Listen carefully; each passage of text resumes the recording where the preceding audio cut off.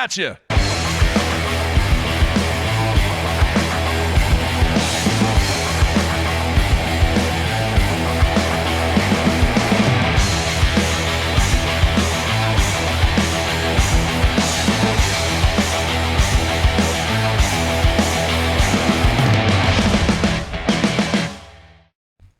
Good Wednesday, everybody. Welcome once again to BTL Bass Talk Live, where we're going to talk bass fishing and anything else that we want to talk about. Another great show, part of Winter's Week, Bradley. We're going to have Andrew Upshaw on, the man that got it done wire to wire on Cherokee Lake. Got the hardware, got the big cardboard check and everything else. You've got a couple of those. And we're going to talk to him live via Skype and get his take on what went down during the week. But also, as we do after every FLW Tour event, we're going to get Bradley's take on his performance, of which I sense a little frustration there, Bradley. Well, I really don't know that I don't fit into Winter's Week very well this week. It's all right, man. You know, it's just part of the game. It's the reality of it. So it's probably good that we're going to cover it.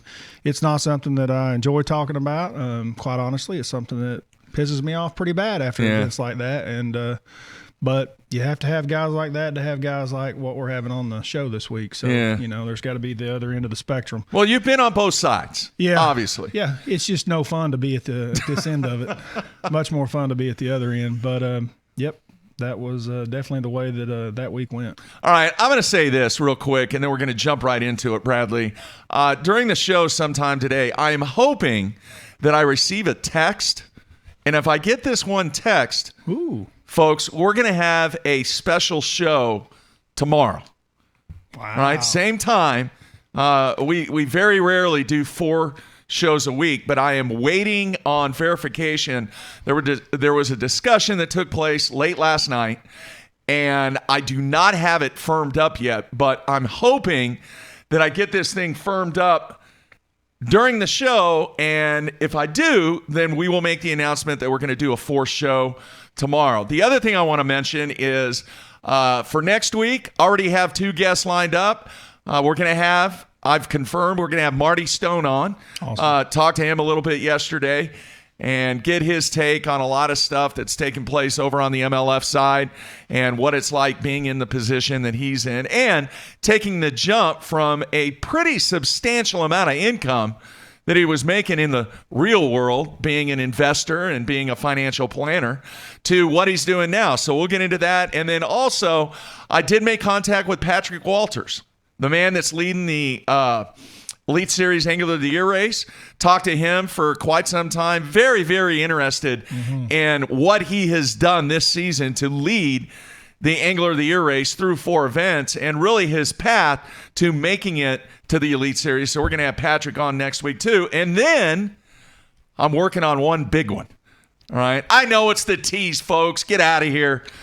All right. But I'm working on a huge guest for next week. If it happens, it's going to be awesome. If not, I did get this, Bradley. I got a commitment from this person to eventually come on the show. I'm just trying to get it done next week. I understand. So we will go from there. All right, man, let's jump right into it. A difficult week for you, a difficult practice from what I understand. Kind of set up how things were going on, set up your history with Cherokee, and kind of take it from there, Bradley. At the end of the week, honestly, it's almost like what Andy Morgan was talking about yesterday, where you miss the ball, and at the end of it, you look at it and you're like, well, this is bass fishing 101. How in the world did I get where I am? and we have those moments for sure, but we chase rabbits down rabbit holes, I think. So going into the event, I left Oklahoma knowing that there were fish spawning in Oklahoma, so there's probably going to be fish spawning in Tennessee. Yep. Get to Tennessee. I also know going in that it is primarily a smallmouth lake. Douglas, which is right next to it, is a largemouth lake, and Cherokee being a smallmouth lake. Me being from Oklahoma and the way that I am, and it's early in the spawn, everyone is talking about the down lake part of it and the smallmouth and whatnot, so I really kind of want to go the other direction. So I spent the first day of practice in the upper portion of Lake Cherokee, the river system, fishing for largemouth. And I spent most of that practice in the back ends of the tributaries that feed up there. And it is limited. There's not a lot. And that's why you don't see so many largemouth on that lake. It ended up being some of the areas where Dylan Hayes, who finished third in the event, caught some of his fish. But for me, the first day of practice, I think I caught one keeper fish the first day of practice. And that's the honest to God truth. And that was daylight till I had to load it up at 5:30. I couldn't even go any later because I was so frustrated. Partly just because of one bite and partly because I knew what was going on at the other end at the same time. Because, I mean, once we all started practicing, a few phone calls and guys are catching numerous fish down the lake, lots of fish, like getting reports of 30, 40 bites a day. Wow. And, you know, you're up there and you're like, oh, my God. So I bailed on that. Day 2, I started down the lake and started getting some bites. Crankbait, DT6, the Kitech swim baits, moving stuff, just covering water, spook. And quite honestly, felt like a lot of those bites were spawning fish, smallmouth, smallmouth. And I kind of honed into that area that ended up being hot, that stretch of that lake that was kind of where the island started up to where there was this big S bend. It really seemed like that's where the best population of smallmouth were. And had some quality bites on a few areas, and those areas ended up being the areas. I mean, it was the areas that guys really did well in. The part that I missed once the tournament started was I was still going too fast. I was still trying to wind and crank and do other things to catch those fish. And like I said, I felt all along, even when I was catching those fish, that those fish were spawners. Okay. By day 1 of the tournament, I'm spooking, fluking, jerking, jiving, doing everything I can do to get a bite. And I think I caught 7 keepers all day, maybe 8. I lost a couple of fish. I spun off on this boat ramp deal somewhere around noon, and the edges of boat ramps, and I was getting bit on them. And there's a lot of private boat ramps on this lake. And I never caught a good one off of it. I broke one fish off, and I lost one really good fish. The best 2 bites that I had of the day, I didn't get in the boat. So at the end of the day, I've got like 11.5 pounds, 12 pounds, whatever. Still thinking, you know, it's probably all right. You know, I get in and it's the typical, you know, you think you've got them pretty good. There were guys, a lot of guys I can imagine, someone had told me, but if I'd have had 13, I would have really felt like, okay, this is probably par, you know, this is about where the check range is going to be, 26. And we got in, and it was not. It was, it was not. It was more like fishing on Champlain, where the weights were just everything was stacked, and there was a huge difference between 13 and 14 pounds, major difference. So, day 2, you know, you got to do something different, and I definitely don't want to change areas. I've already fished in a pretty good portion of the lake anyway, and I know that it's productive because I mean I've seen guys catching fish. So day 2, I start off, and somewhere about 9 o'clock in the morning, light bulb goes off, and I'm like, dude, these things are spawning, like locked down spawning. I actually saw a female, about a 4-pound smallmouth. This is a cool story. I'm going down this bank real slow, and I'm fishing, and by this point, I think I've got it figured out. And she is floating upside down like a dead fish. She's about 4 pounds. But she's laying still, and her belly's what's sticking out of the water. And I'm like, why is that fish sitting there? And then I see her kind of move a little bit, and then I see her move again, and then she does a little quick jerk, and she goes straight back down. Well, about where she was sitting, I'm thinking, she's sitting on a bed. She was down there rubbing. That's what she's doing. And you know how they get all discombobulated and get crazy? And I'm like, that's why you're not eating that Kitech. So I get out the Ned rig. And I'm going through this. I've been fighting that stupid head all week because it's just the rocks, you know, it's just hung. So I start digging in my boat, and I've got this gift package from Hayabusa, and there is this head in there that's called a Brush Easy. It's got 2 nice little weed guards. It's like a 1/16 ounce. It's tiny. 1/13 is what it is. It's 1/13. Okay. And it's like 4-wheel drive. You throw it in there, and that sucker will come through the rocks. And I'm like, man, I got it. Why didn't I find this in practice? And don't get a bite. So I start catching them. And I'm catching them on this little Ned rig with this little 4x4 Hayabusa Brush Easy. And I'm thinking I'm going somewhere because I've got all day to do this. And I've got some places that I know that they're there because I've seen some nice 3.5, 4 pound smallmouth in practice. The first spot that I tried to roll after that, Upshaw was sitting on. The second spot I tried to roll, another guy was on. A third spot I tried to roll. Anyway, to make the day, I still feel like I've got it going on. And at the end of the day, I caught more fish, but I still didn't have that much more weight. I never had a hold of a good fish.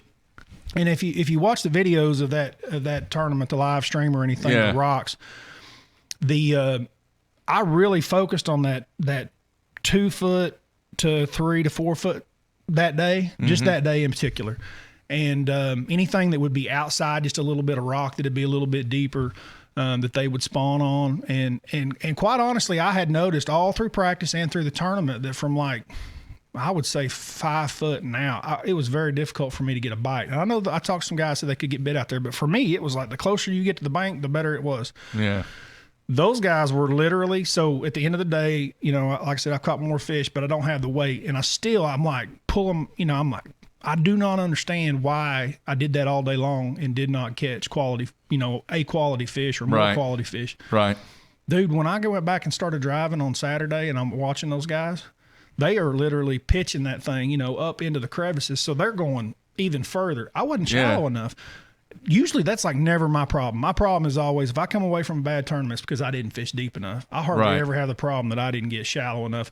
But with the smallmouth, I just kept thinking, in my head, those big smallmouth aren't going to want to they're going to want to sit, just a little bit deeper. Yeah. It was not the case. And really it's because it was the first push of the spawn. The very first ones that come up, the water's going to be warm. They're going to be the shallowest. Like if you go up north Champlain, they'll start up there 4 foot, 5 foot, 2 foot, 3 foot. But by the end of the spawn, those fish will spawn in 14. Right. The water's warmer down there by that point. Right. And I think it was some of that. Really impressed with Upshaw and a few of the guys that really were dialed in on that deal. I kind of think I hadn't talked to anybody about this, but I kind of think I figured out some of the things that they could have done, knowing what I know now. Right. To set themselves up for a really good event, and we'll get into that when we talk to Mr. Upshaw today, but. It was a frustrating event for me. Definitely not the first one I've ever had in my life, but hopefully I don't look at the last two like I looked at this one. It's just, it's all about keeping an open mind. It is 101 fishing. It is amazing how much the fundamentals matter at the end of an event. And fundamentals are fundamentals, whether it's football, basketball, or fishing. Right. All right. 2 questions. One from the instant feedback that we'll get to after I have a question for you. Bradley, around here, obviously, we have smallmouth at Lake Murray. We have smallmouth at Tenkiller. Yep. But probably the most dominant smallmouth fishery that is closest to us is Table Rock. Did your experience on Table Rock with smallmouth, because the tendencies at Table Rock are that those smallmouth spawn, but they spawn in much, much, much deeper water. Hence, that's why you made the comment there. Did that play into it? Did experience play into it? In your thinking process about that smallmouth are going to spawn a little deeper and they're not going to be up there as shallow as they were. Table Rock's a perfect example of back to the fundamentals. Yeah. So Table Rock smallmouth do spawn deeper, and they do start shallow early in the spawn and they do move out. But the difference between Table Rock and Cherokee is Cherokee's not that dang clear. You really can't see that deep. It's almost kind of got a funky stain to it like an Oklahoma lake. And that's what allowed those smallmouth to sit up there in nothing. That, along with the water, was on a steady rise. Okay. So it wasn't stable. It wasn't on a steady fall. It was on a steady rise. So those fish would move up there ultra shallow in that water that wasn't clear, and then they felt comfortable to be up there and lay their eggs because the water was slowly coming up. Right. All right, and we'll talk to Andrew about that. Yeah. Because obviously he had it dialed in. He had it dialed. All right, from the instant feedback, Bobby in South Carolina wants to know, Brad, you hear anglers talk about getting on a bad rotation. How do you determine your rotation after practice? This one is a perfect example of a bad rotation for a guy not like myself that didn't have it all figured out. But someone like Andrew or someone like that did have it figured out, they could get in a bad rotation if they accidentally chose the wrong place to start on, which probably wasn't going to happen as dialed in as he was. But by the second and the third and the fourth place, those fish were congregated in small areas. Mm-hmm. And if someone had been there and gone through with a small worm or something slow and plucked off those quality fish that were there, and then you pull up and you didn't know they were there, and then it was a revolving door at Cherokee last week, because a lot of the field were on a lot of the same stretches and catching fish the same way. The thing that kept it going is that there was just so many fish. There was a lot of fish, and they were coming. Interesting comment on the instant feedback. Miles Burkhoff is actually watching the show today, and Awesome. he says, I'm hitting myself in the forehead for not moving shallower for the brown fish. Me and you too, bub. Me and you too. Both of us. Wow. All right. Looking back at it, how much did you learn? And I don't want you to go into super detail, Bradley, but is this one of those events where a poor performance will actually help you in the future? It's just back to the basics. I mean, it's fundamentals, just like what I talked about. It's fundamental fishing, spawning, dogwoods blooming, stained water to allow them shallower, water rising, and the fact that they can get their backs just completely against the bank. Yeah. It's hard to explain how shallow they were if you weren't there to visually see what the targets were. But I had enough figured out by day 2. I mean, like I said, I wasn't even catching them. I had enough figured out by day 2 that the wind started blowing in the middle of the day, and it was really about the time I was kind of getting dialed in, and I'd caught my best fish, a 3-pounder, and I was aggravated at the wind. And I was aggravated at the wind because the wind took away the targets that I could visually see, and also, roughened up the water to where we couldn't use those slower light presentations. 1/13? Yes, sir. To be able to catch those bedfish. Yeah. And that part was right, because as I watched live and going forward, those guys were the same way. They didn't want the wind. They wanted the calm conditions to be able to present that lightweight. All right. We're going to take a break. Come back with the guy that went wire to wire on Cherokee Lake. Right here on a Wednesday. Everybody stay tuned. We'll be right back.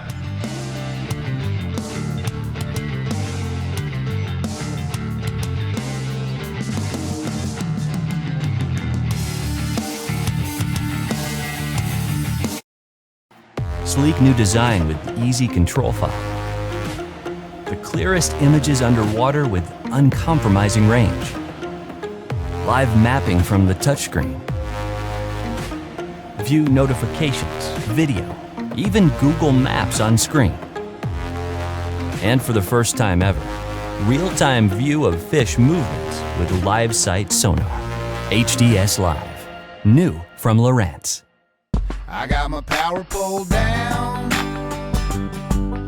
stuck in the mud in the bottom of the lake, sitting so still in the wind and the waves, could even be a hurricane. I got my power pole down.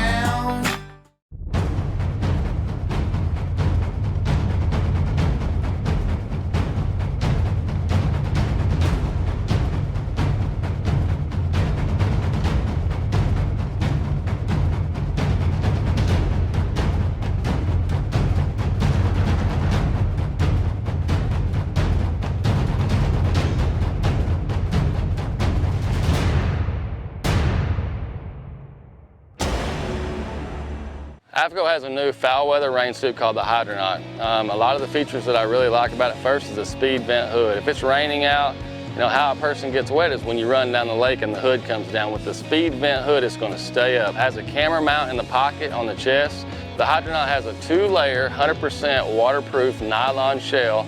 If you're interested in a rain suit that has a lot of cool features that's going to keep you dry, you need to check out the Hydronaut from AFCO.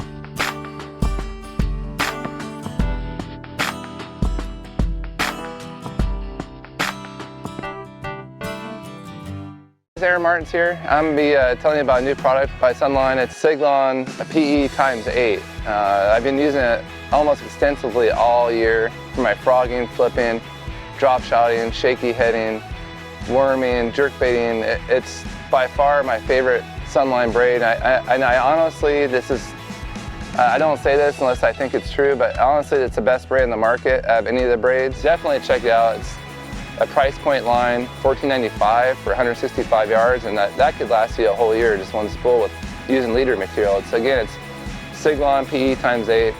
It's my favorite braid, and I think if you use it, it'll be your favorite braid too.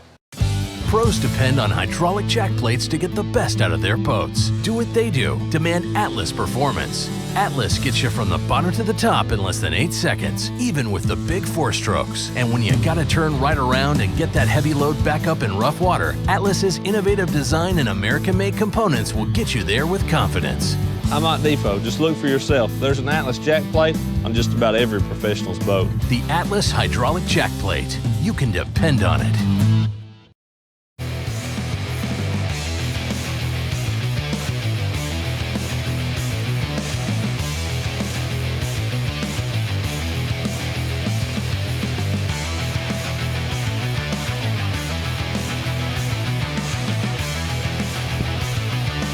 All right, we are back on a Wednesday, getting ready for our special guest on Winners Week.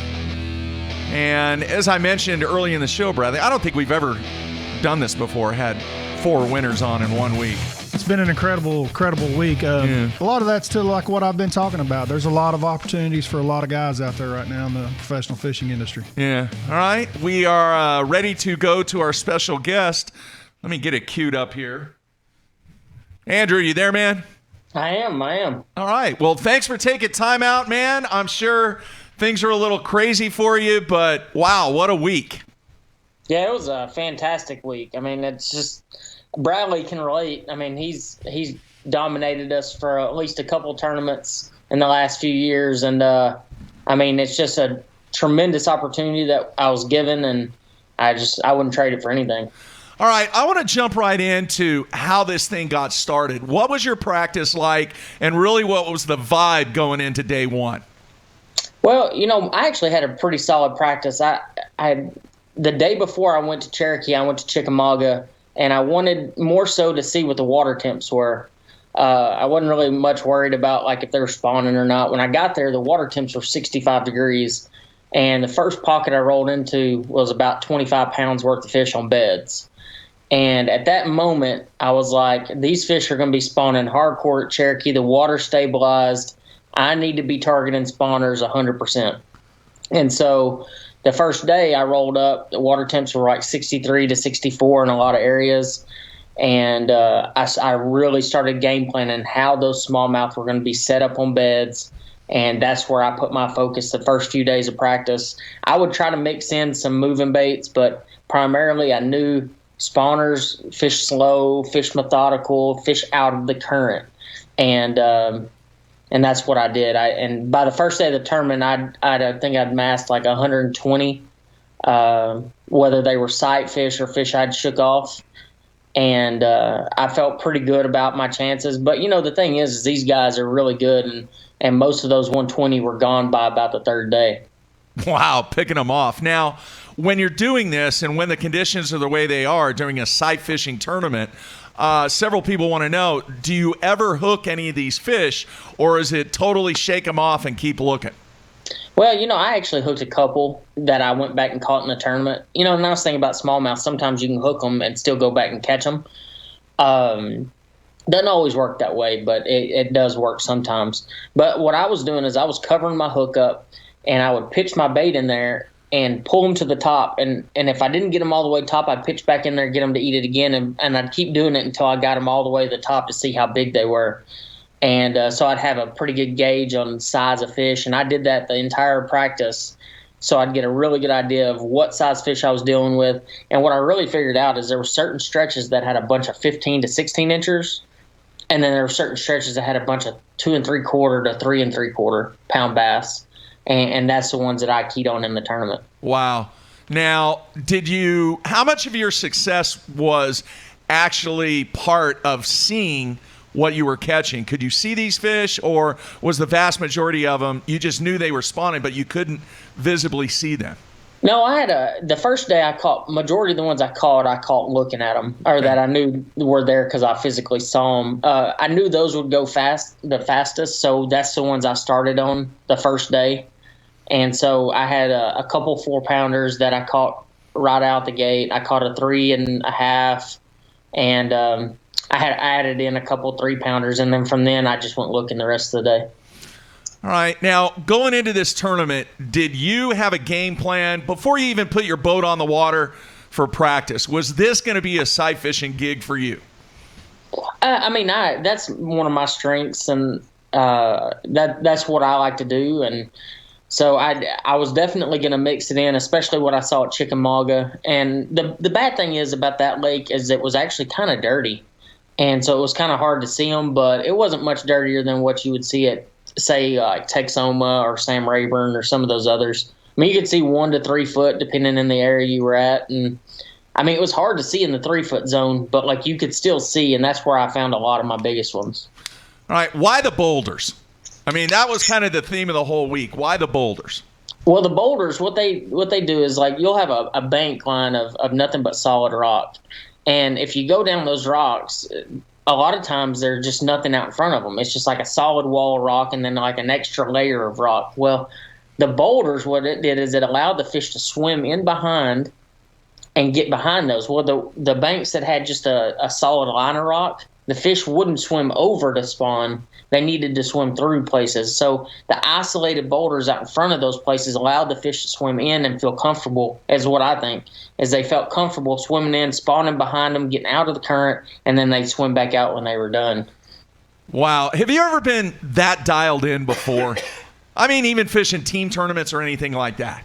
No, I was pretty dialed in this week, and it actually kind of scared me a little bit because I've been dialed in that much before in other practices, but it's never worked for 4 straight days of the tournament either.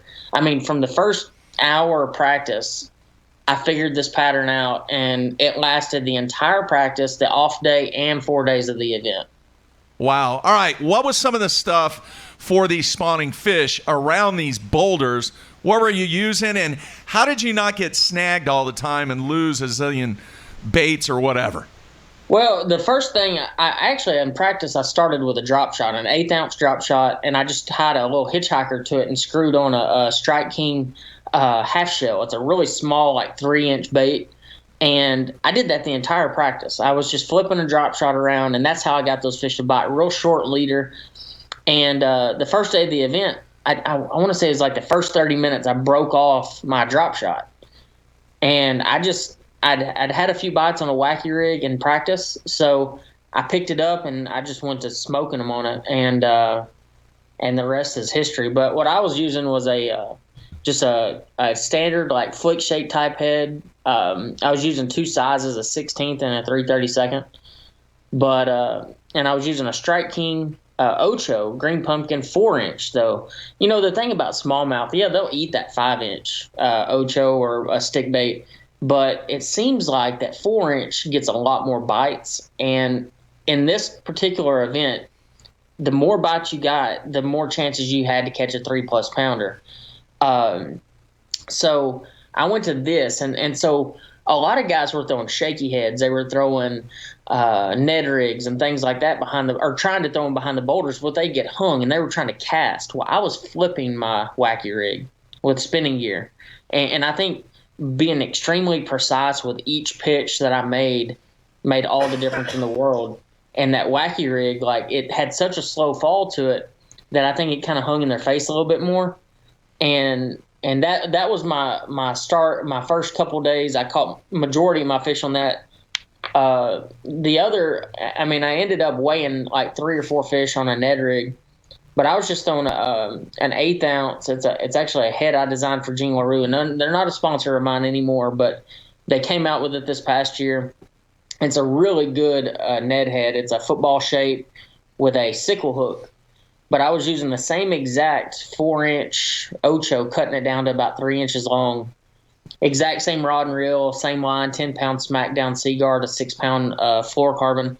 And I think that was a big deal. Like, I talked to a bunch of guys that were like, oh, I was throwing 10, I was throwing 12, I was, and I was throwing 6. It was scary, but at the same time, I do think it got me a few more bites. And another guy in the top 10 was doing the same thing as Jason Reyes, a guy I share information with. And we both kind of dialed in that real light line that seemed to get us a few extra bites when it mattered. All right, wire to wire. It's got to be one of the toughest things to do in fishing. What was it like on day 3 going into the final day? Did you still feel like that you had enough fish? Obviously, it was pretty tight going into it, and I think you won by a couple of pounds. Is that right, Bradley? I think that's what it was. It was a pound 2. Okay. All right, less than 2 pounds. What was it like that final day, man? Especially when you got to your first area. Did things go as planned, or was it a struggle? On day 3 or 4? Day 4. Day 4. Yeah. Well, day 4, that was a different ball game. So day 3, I knew I still had enough fish for a 15 to 16 pound bag. I was fortunate enough to catch 16. Day 4, though, going into day 4, I'd planned to start on my little secondary deal, which was a deep rock pile that I'd found on the second day of the tournament. But I decided, I was like, these guys aren't going to lay up. I'm going for the gusto. I'm going to go try to catch a bag. But I had no idea where I was going. If you looked at my Garmin electronics and looked at my trail that I ran, I think I zigged and zagged across the lake 12 times before I made my first stop. I was so indecisive. I did not know where I was going to go. And I ended up, in my mind, I was like, you know what? I'm going to go to the place that I had the most fish, numbers-wise, and I caught the most big ones. And so that's where I went. And I had tapped that area out. I knew I had, but, I had to give it a shot. My very first cast, I've always been a big jinx. I don't like catching them on my first cast. I cast off the point and caught a keeper. It's my first cast on a Ned rig. And I was like, man, don't let this be that day. Please don't let this be that day. And I pulled around the corner and lost a real good one. Crossed the cove, caught a 2.5. And then I went to where I'd had a 3 1/4 that Matt Becker ended up catching it the day before. And I watched him catch it, but I was like, you know what? These big ones are kind of spawning in the same little general areas, and I caught a 3 3/4 right there. And at that moment, I was like, you know what? I've got a shot. I'm just going to run a lot of water, and hopefully I can run into a couple more. Caught another 3-pounder, caught another 2 1/4, and then it was dead. I caught a limit, but it was just dead. And I didn't get a bite for a long time. And with about 45 minutes left, I ran back to that rock pile. I just abandoned it completely and said, I got to go to that rock pile, got to give myself some time for it. And that's when I pulled out a Strike King Rage Swimmer, 1/4 ounce head. And I was actually throwing a weedless one because those boulders were pretty snaggy. So first cast, I had one miss it. And 2 casts later, I had another one miss it. And I dropped it back down and she ate it and she was 3.5. And then, the rest is history. But it just...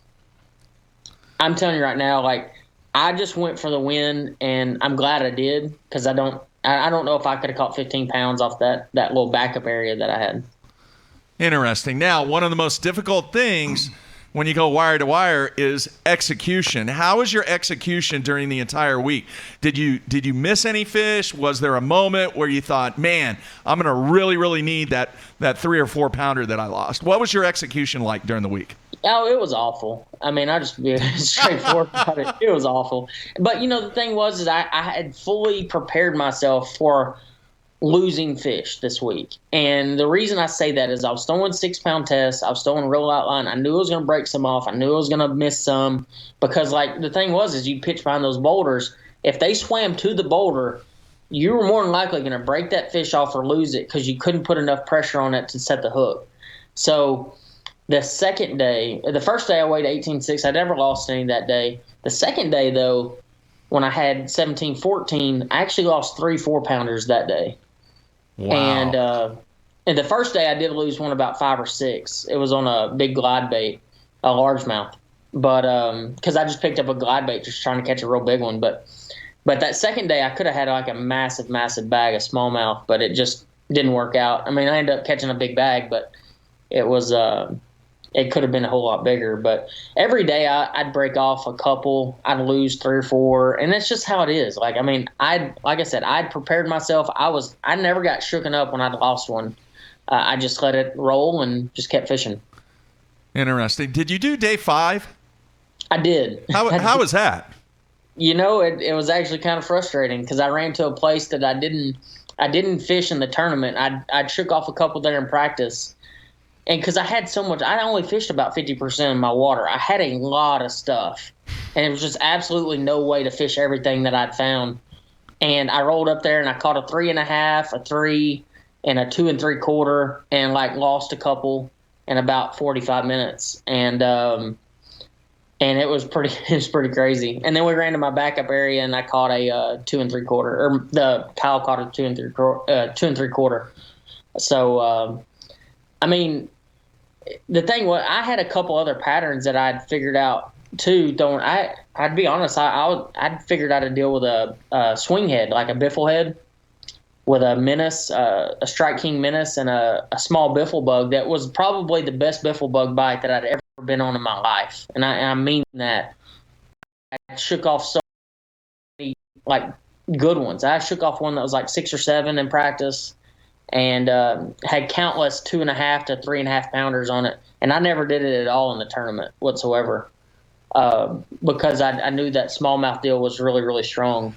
But that was all on different banks. That was all on P banks, and I'd really dive in where those were as well, all the largemouth, but I just never ran to them. Poor Bradley's just sitting here shaking his head, man. Yeah, that was actually going to be one of my questions we were leading to. Andrew actually is originally from Texas, and he comes from one of the premier sight fishing schools in the nation right now, and he is definitely amongst some of the best sight fishermen in the country right now. One of the questions I had for you was how did you avoid the largemouth temptation of sight fishing, because it was there and it did exist, and that was a bigger fish? Well, so I did find those, and it was hard for me, but I knew consistency-wise they were, A, easier to catch, B, they were more abundant, and C, I really, really enjoy sight fishing for smallmouth better than largemouth. The thing is, I can cover more fish in a shorter amount of time than a guy that's working a fish for 20, 30, 40 minutes. Very efficient. I could pull in 1, 2, 3 pitches and catch a fish instead of waiting a lot of time. So it allowed me to catch bigger, or not necessarily bigger, because there were some really big ones up there largemouth wise. I saw a couple of really big ones, but I just, consistency wise, I had to turn my head to it. I had to ignore it. I had to forget it was there and just roll with what I knew. And I'm glad I did. Obviously, but because I do like to sight fish. That is my strength. I learned from a couple of the best sight fishermen, in my opinion, in the country. And so I've adapted some of my own ways in that too, but it's just, I don't know. It's hard, Bradley. You know that. Well, I this is Winners Week here on BTL, and we've had lots of winners on here. And I said this yesterday. Your win yesterday stood out to me as extremely impressive, not only because of the wire to wire, but the level of how close everyone was. Most wire to wire tournaments are freak shows. You see guys freak show it a day or two, they'll blow it out day 1 or 2, and then they just kind of have to hang on. Not saying that 18 pounds of smallmouth wasn't freak show, because it was for that lake for sure. But there were other bags there with you, that wasn't, you didn't catch the biggest bag of the event. Someone had 20 pounds of largemouth, I believe, was the biggest bag of the event. So you had to stay consistent every single day with the coyotes on your heels, and to be able to catch 18, 17, 16, and 15-6 on that pond was very, very impressive. Yeah, it was hard, man. And you know that. You were there, you witnessed it, and it was because they were coming for you every single day. Look at Mansour. He caught 17, 16, and 17, and his 16 was a heavy 16. So I knew every day I had to go out there and perform, and it was hard. It was a grind. And that was one of the things. That was why I tried to conserve fish so much. The first day I was done by 8:30, 8:45. And so I just went practicing the rest of the day. I went through big glide bait for a few hours, had that one real big one, and then I just kind of screwed off the rest of the day, the lack of third term. And then the second day, I was like, you know what, I can't do that again. I've got to go find something new, like completely new, not spawning related. And that was a big deal. And actually ended up winning me the tournament. So, all right, Andrew, we talk about the mental game a lot on this show. It's a big part of this game.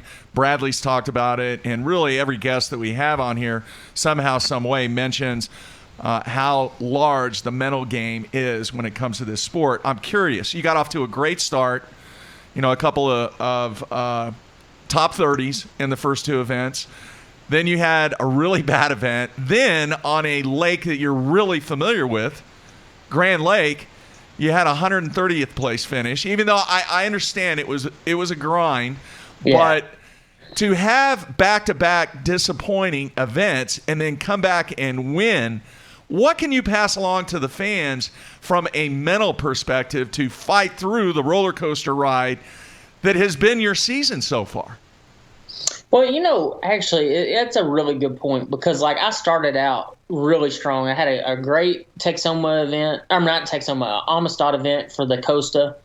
And then I went to back-to-back top 30s there with the tour. But Seminole, the wheels kind of started falling off a little bit.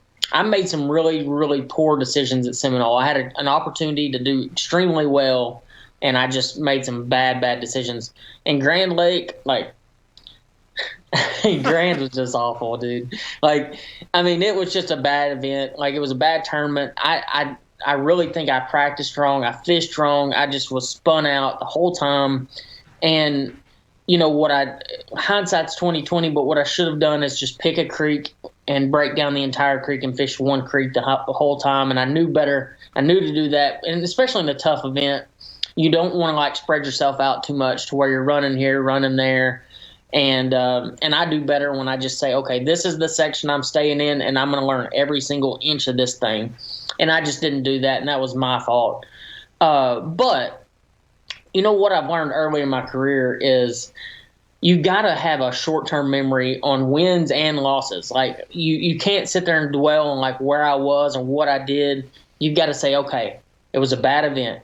Reset, redo your tackle. I think I emptied my boat after Grand Lake. I emptied it completely, emptied my truck completely, and I reorganized every single thing I had. I redid my rods. I completely reset my entire game.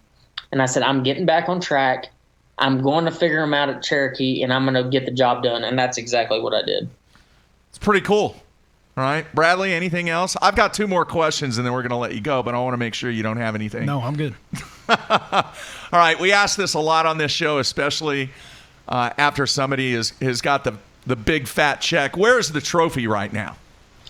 It's actually over on my we have a little bar section. I was gonna leave it in the truck. Like, we got in real late last night, and I think it was like 10:30 or 11. And I came in, brought my son in, and he fell asleep on the floor. If you look at my wife's Facebook, you can see that. But he passed smooth out. Like, I couldn't even get him in his pajamas. He just fell asleep on the floor.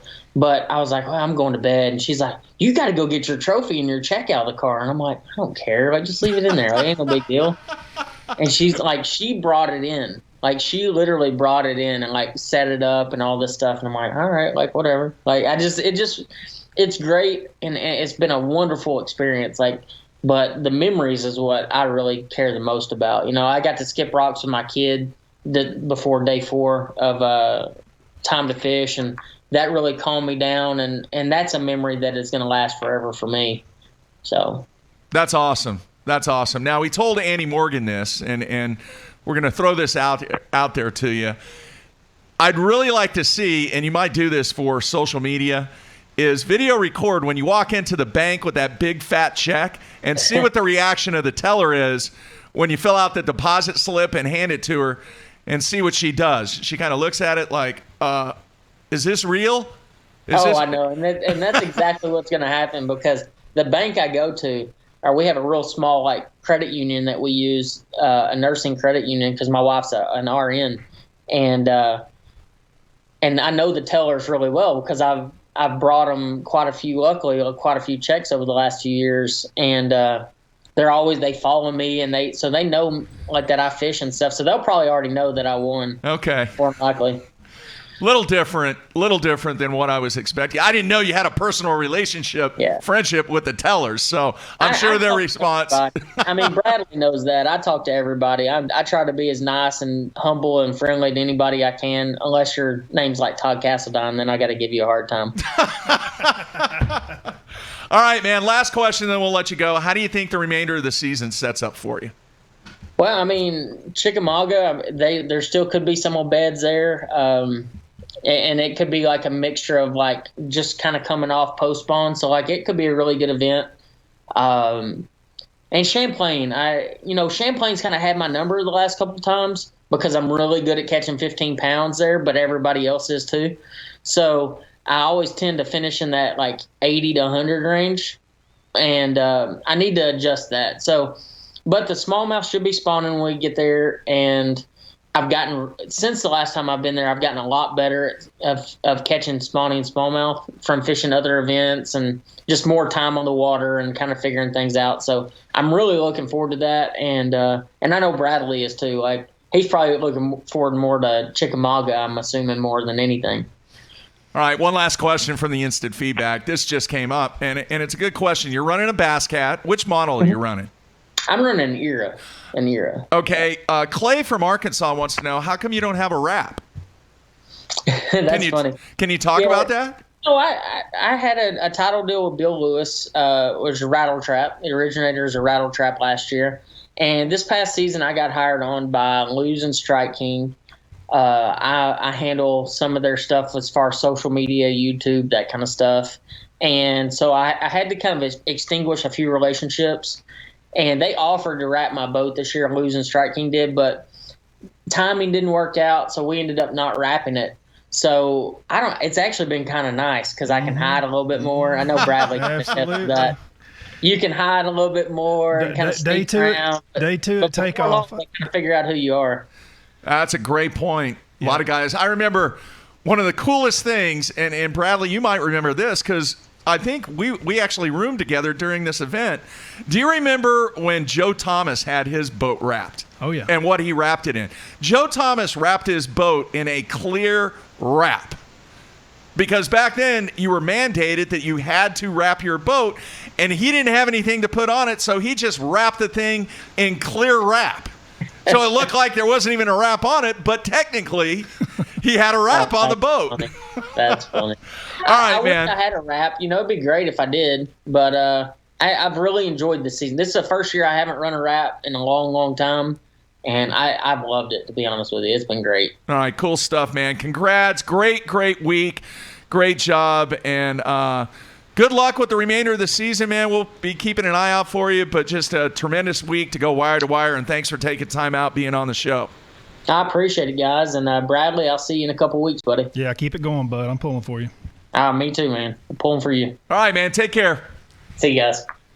All right, there you have it, Andrew Upshaw. And an impressive win, Bradley. We've talked about it, but going wire to wire is a very, very tough thing to do. It is, for sure. All right here. I've received my text that I've been waiting on. Drum roll? No drum roll. All right. We are going to have a fourth show tomorrow, and the guest is going to be Mr. Boyd Duckett. There have been some things that, let's just say, there's some things that need to be addressed with the Red Crest and a couple other things that we are going to do tomorrow. And Boyd will address a number of, let's just say, maybe concerns or situations or things that are happening on the BPT. And we're going to do that on a special show tomorrow. Same time, though. And Boyd will be on live via Skype. Got the confirmation right here. So you guys can kind of ponder what that show might consist of. But I think it's one of these shows, folks, that you do not want to miss. Very, very interesting. All right. Had no idea, did not have any plans to do this show, but as a result of some developments I felt like there was a need to get Boyd on the show to discuss a number of items. So we are going to have a 4th show this week, tomorrow, 8:30 a.m. Central Time with Mr. Boyd Duckett. Looking forward to it. You do not want to miss this show. That's all I can really say. This sounds very interesting. That's all I can really say. All right, man. Kind of sum up Winners Week, Bradley. It's been a great week, great guests, and you've done just a fantastic job pinch hitting for Matt. Well, I really appreciate you having me. I've enjoyed being here this week. It's been a good week. I mean, it's I don't know that we've ever had this many winners in one week anyway, right? Anywhere. We've got three tour events going on and some back-to-backs. We snuck Jacob in there yesterday too, which was really cool. Yeah. All right. Great job. All right, everybody, we're going to be back with a 4th show. 4 shows this week. Tomorrow, 8:30 a.m. As I mentioned, Boyd Duckett live via Skype tomorrow. Bradley, you're welcome to be here. I know you may have plans because we only planned on doing 3 shows. I'm going to leave that up to you. Probably going to be on the water. You need to be on the water there. All right, everybody. Tomorrow, 8:30 a.m., we are back with BTL. Right now, we are out of here.